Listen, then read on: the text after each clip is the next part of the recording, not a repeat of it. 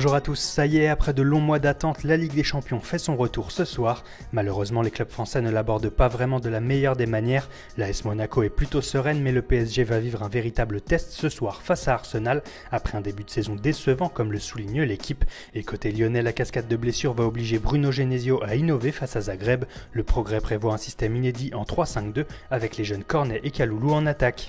L'autre mauvaise nouvelle pour les Gones, c'est que la Juventus, grande favorite du groupe, apparaît en pleine forme. En une de la Gazzetta dello Sport, Pippo Inzaghi s'enflamme d'ailleurs pour les Bianconeri et les voit aller jusqu'en finale contre le Bayern.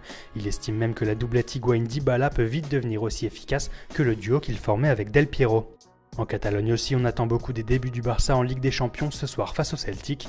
Pour débuter au mieux, Luis Enrique devrait aligner sa fameuse MSN, l'occasion pour Mundo Deportivo de rappeler que le trio magique Messi, Suarez, Neymar a inscrit 83% des buts catalans sur les deux dernières campagnes européennes, avec 44 réalisations sur 53.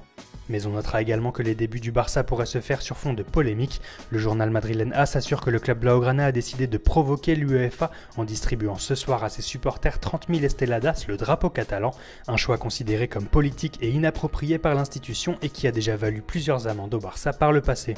Direction l'Angleterre où les yeux seront rivés sur le PSG Arsenal de ce soir, mais aussi et surtout sur les débuts très attendus de Pep Guardiola en Ligue des Champions avec Manchester City. En conférence de presse, l'Espagnol a d'ailleurs envoyé un message très fort à son équipe en affirmant qu'elle n'avait pour le moment pas l'étoffe, pas le niveau d'un champion en puissance, et ce malgré un total de 6 victoires en 6 matchs depuis le début de saison. Et on termine cette revue de presse avec des nouvelles de Juan Fernando Quintero. Le petit prodige colombien du FC Porto passé par le Stade Rennais le temps d'une saison n'arrive toujours pas à prouver son immense potentiel. Il vient même d'être prêté par le club portugais au Deportivo Medellín dans son pays natal. Voilà, c'est tout pour aujourd'hui, bonne journée à tous sur Foot Mercato et rendez-vous demain pour un nouveau tour d'horizon de la presse sportive.